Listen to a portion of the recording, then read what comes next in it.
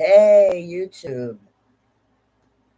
I know I made a video vlog already today. It's the 18th. What I do, I made one this morning and then I took a nap. Now it's 4:37 p.m. I'm going to make another video vlog. I guess I just make these video blogs whenever I feel like talking to my friend. I'm not even going to call YouTube my shrink. I'm just going to say my friend because I want this video to be all about me. I don't usually talk about myself. Um, I usually try to come up with some other external thing to talk about instead of internal because the voices in my head tell me that I should never tell the world about my plans or my hopes or my dreams because all my enemies will come attack me and try to destroy whatever it is that I'm trying to do. But that happened anyway. So it really doesn't matter if I tell you or not. Um, it happened anyway. So that theory just went to shit because it doesn't matter whether you talk about it or don't talk about it. If people don't like you or the world, or you have enemies, or the world is just against you, then you know it doesn't matter whether you talk about it or not. They're gonna find a way to mess you up. Um, So, I mean, that sounds paranoid, right? Like a paranoid delusion. Like, why would I think that I have enemies or the world is against me?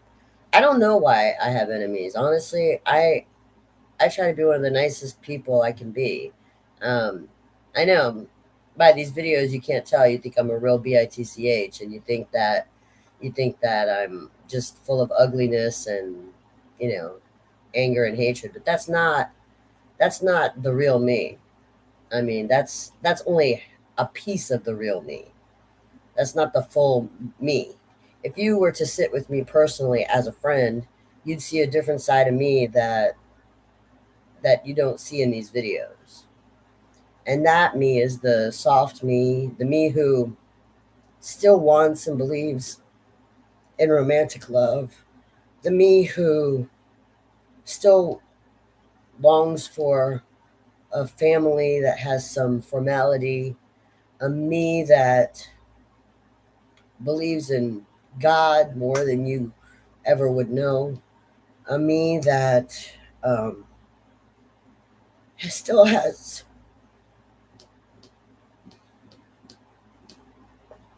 hopes and dreams beyond just your basic, you know, live life simply kind of dream.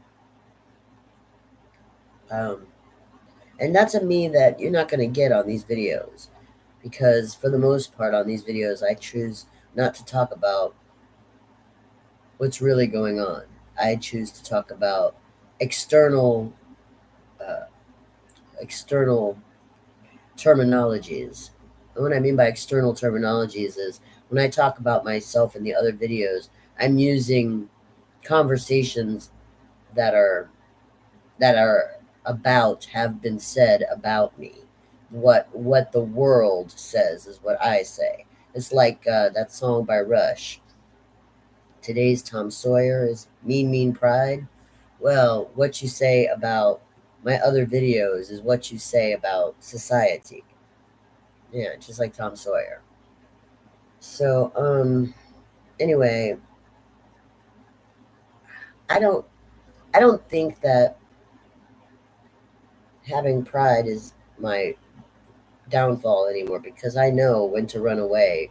I know when a a cardinal sin, a deadly sin is going to cause a horrible tornado problem, and I know how to run away from the tornadoes inside and outside, internally and externally. If there's a problem, I'm prepared to run. You see, I've got my whole life down to 4 bins, and so I have become the perfect minimalist. And those 4 bins don't even have an attachment to me as to where I can't run away if I have to. So if I'm threatened in any kind of way, I just run away. And that's how simple it is. I don't want to run because there's nowhere to run. Like Bruce Springsteen says, there's nowhere to run.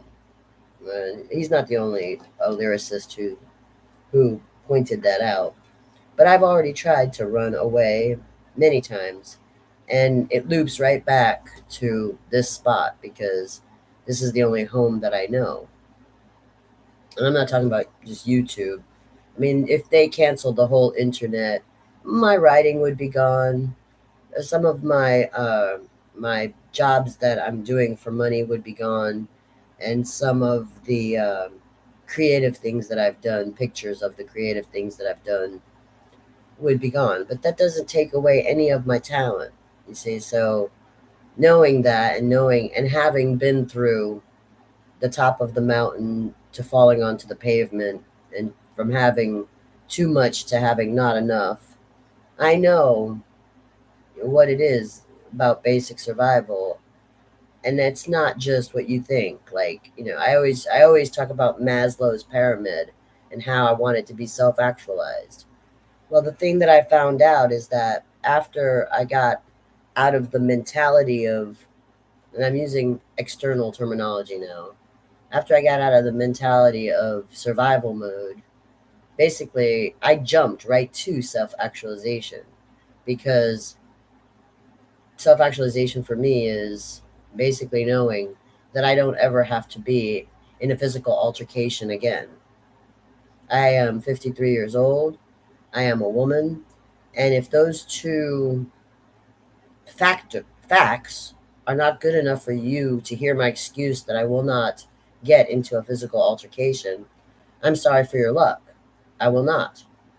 I used to use the excuses when I was younger and I could have fought. I used to use excuses that it was just stupid, but I didn't have age on my side. All I had was that I'm a woman. But I did say that. I said I don't think that it's very, attractive or pretty when women fight. Except sometimes I did think that the mud wrestling thing was funny and sexy. I did think the mud wrestling thing was funny and sexy. But when I see two girls or two women fighting, and this is an opinion from a woman with a vagina, I think it's gross. I mean, I understand that we could apply that to men too and say that that's gross too. In a way, violence in general is disgusting. But with boys, if you look at, if you look at it the way I look at it, like Knights of the Round Table or chivalry, boys are sort of societally programmed and societally expected to be that way. So when they fight, it's not as disgusting as when women fight. When women fight, it's disgusting. It's just disgusting. And so at my age, at 53 years old, it's triple, quadruple, and even more disgusting because I'm 53 years old. Now, in 2018, I did not get physical with anybody, although I did do something that caused the, what was it, the terminology of aggravated assault. And I kept saying assault because that does sound like I struck someone, but I did not strike someone. I just threatened somebody. And that's okay. I've dealt with this for since 2018. I've dealt with the title that I received, and I dealt with the karma that came with it, and I dealt with trying to make amends spiritually for the debt of my sin. Now, you may believe that there is no payment for the debt of our sin, especially since we're all guilty of original sin. I'm guilty. I'm a daughter of Eve. If and that means that I am Eve also. And that's why women go through what women go through. If you're looking at it biblically. If you're looking at it in other terms, then if you're looking at it karmically, which isn't really written in the standard, KJV or something like that. If you're looking at it like the Hindus look at it karmically, and I tend to look at it like that a lot, then you can get to the point of instant karma, like John Lennon said, where you've paid your karmic debts, and now you're at the point where you're sort of at the clean slate, where now whatever action you do is going to cause or not cause something to occur or boomerang. That's instant. And I think I'm pretty close. I'm pretty close to have at the instant karma level. And so what I'm discovering is that my age has caught up with me. I was blessed and gifted with this youth and strength that helped me during the hardest times, which was from 2018 to 2021. 18, 19, 20, 2021. From 18 to 21, those 4 years were the hardest years of my life so far. And because they were the hardest, God gifted me with an incredible strength and an incredible vitality that I had never experienced in any of my adult years before that. And when 22 and 23 occurred, and I didn't have the strength that I had the 4 years previously, not only was I in shock, but I was in a rage of disappointment because I thought that I had lost the one good thing that life had given me, my strength and vitality.